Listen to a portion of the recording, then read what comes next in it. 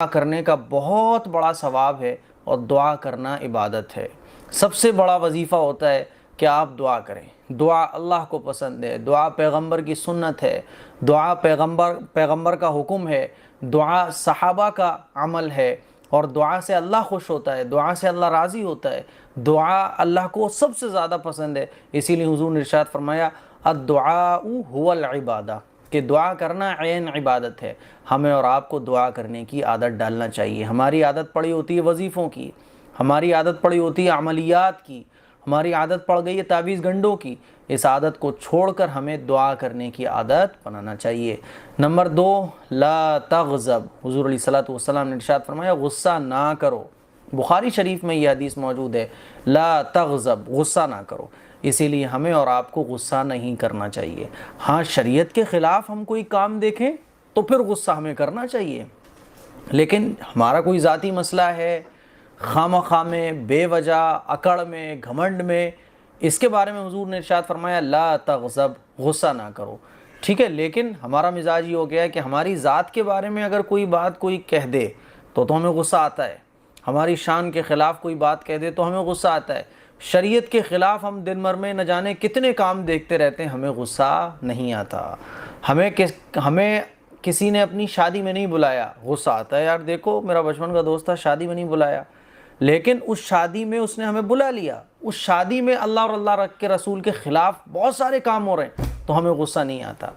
تو غصہ ہمیں کرنا چاہیے جب ہم شریعت کے خلاف کوئی کام دیکھیں، اللہ اور اللہ کے رسول کے احکام کو ٹوٹتا ہوا دیکھیں تو ہمیں غصہ کرنا چاہیے، لیکن اپنی ذات کے لیے ہمیں غصہ نہیں کرنا چاہیے۔ تو حضور نے ارشاد فرمایا لا تغضب، غصہ نہ کرو۔ نمبر 3، لا تحاسدوا، ایک دوسرے سے حسد نہ کرو۔ صحیح مسلم میں یہ حدیث موجود ہے، لا تحاسدوا، ایک دوسرے سے حسد نہ کرو۔ ہمیں اور آپ کو ایک دوسرے سے حسد نہیں کرنا چاہیے۔ نمبر 4، لا تباغضوا، ایک دوسرے سے بغض نہ رکھو۔ صحیح حدیث ہے، اسی لیے ہمیں اور آپ کو چاہیے کہ کسی سے بھی بغض نہ رکھیں۔ نمبر 5، الحیاء شعبۃ من الایمان، حیا ایمان کا ایک حصہ ہے۔ شرم و حیا یہ ایمان کا ایک حصہ ہے۔ اگر کسی کے اندر حیا نہیں ہے تو حضور علیہ الصلوۃ والسلام کا ارشاد ہے ففعل ما شئت، اگر کسی کے اندر حیا نہ ہو تو پھر وہ جو چاہے کرے۔ تو حیا یہ ایمان کا ایک حصہ ہے، لیکن آج کل یہ بھی الٹا ہو گیا ہے کہ ہمیں اور آپ کو دنیا کے کاموں میں تو حیا آتی ہے، ارے صاحب ہم پڑھے ہوئے نہیں ہیں تو شرم آتی ہے، لوگ کیا کہیں گے، اور بیٹھے بیٹھے نماز چھوڑ دی تو پھر حیا نہیں آ رہی کہ لوگ کیا کہیں گے، دیکھو نماز نہیں پڑھتا۔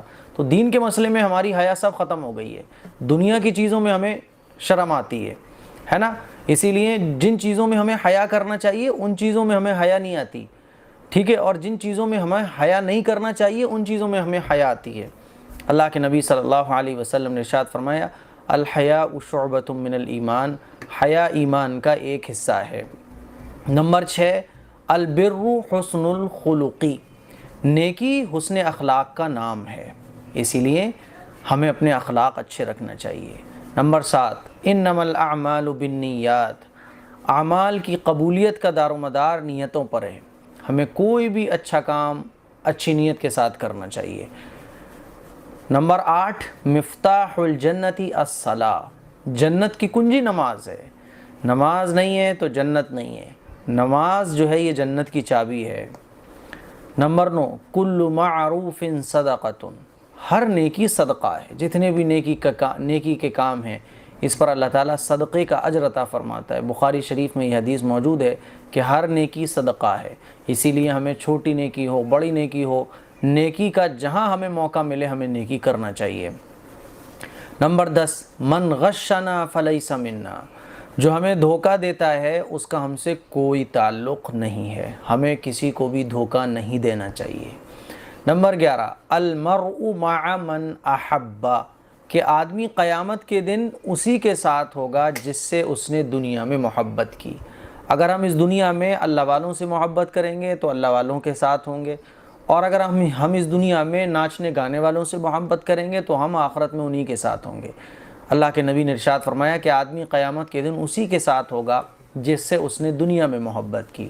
تو ہمیں اور آپ کو چاہیے کہ ہم اپنے آپ کو اللہ والے جیسا بنائیں، اللہ کے نبی جیسا بنائیں، پہننے میں، اڑنے میں، کھانے میں سنت کے مطابق اپنے آپ کو بنائیں، تاکہ ہم جب آخرت میں ہوں تو اللہ کے نبی کے ساتھ ہوں، صحابہ کے ساتھ ہوں، بزرگوں کے ساتھ ہوں، کیونکہ جو جس سے دنیا میں محبت رکھے گا وہ اسی کے ساتھ قیامت کے دن ہوگا۔ نمبر 12، اشفعوا فلتؤجروا، اچھے کام کی سفارش کرو تمہیں اجر ملے گا۔ کوئی آدمی اچھے کام کے لیے تم سے سفارش کروا رہا ہے تو سفارش کر دو، غلط کاموں کے لیے سفارش مت کرو، ناجائز اور حرام کاموں کے لیے سفارش مت کرو۔ اللہ کے نبی نے ارشاد فرمایا اچھے کام کی سفارش کرو تمہیں اجر ملے گا۔ اگلی حدیث ہے اتقی دعوت المظلوم، مظلوم کی بد دعا سے بچو، مظلوم کی بد دعا سے بچو، کیونکہ مظلوم کی جو بد دعا ہے وہ ڈائریکٹ اللہ کے عرش سے جا کر ٹکراتی ہے۔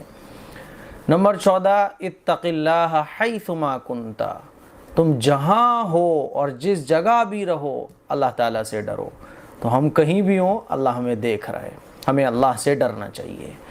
نمبر 15، خالق الناس بخلق حسن، لوگوں کے ساتھ حسن سلوک سے پیش آؤ، لوگوں کے ساتھ اچھے سے پیش آؤ، اخلاق سے پیش آؤ، غریب ہو امیر ہو کوئی بھی ہو اچھے اخلاق سے پیش آؤ۔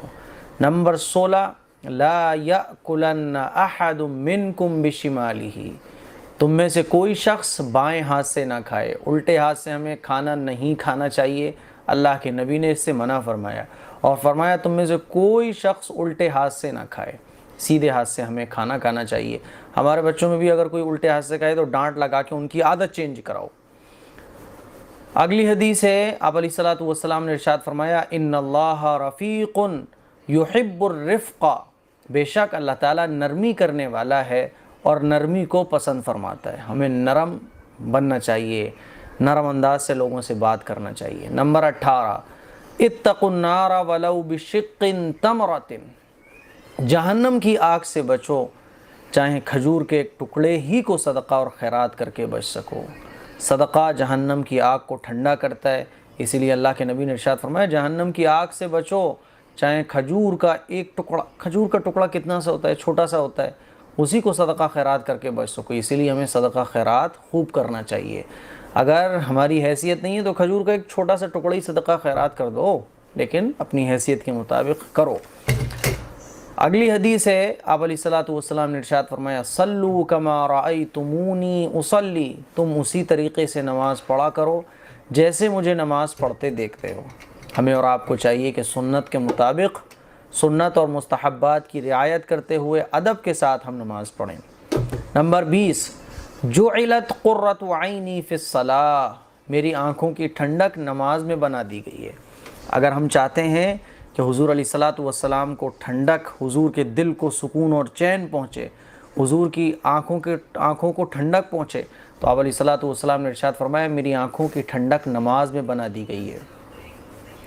اگلی حدیث ہے آپ علیہ الصلوۃ والسلام نے ارشاد فرمایا لا تحقرن من المعروف شیئا، نیکی اور معروف کے کسی بھی کام کو حقیر نہ جانو، چھوٹی سے چھوٹی نیکی ہو اس کو حقیر مت سمجھو، نیکی کا کوئی بھی کام ہے، بھلائی کا کوئی بھی کام ہے اس کو چھوٹا مت سمجھو، اس کو کر لو۔